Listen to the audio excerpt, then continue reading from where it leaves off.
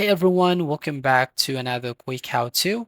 In this video, we're going to show you how you can get free games on Steam. So first up, open your Steam app as you can see on your screen.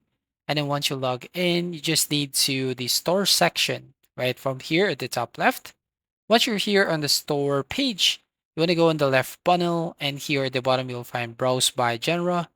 So here, let's go into free to play section right from here. So click this option and then you will now go to this page. So as you can see, these are all the games that is free to play. So we have here some of the recommended games right here at the top. You can just click on the next button to choose. And also we have the categories if you want some featured games, action games, if you want adventure, casual, RPG, simulation, sports and racing, and strategy.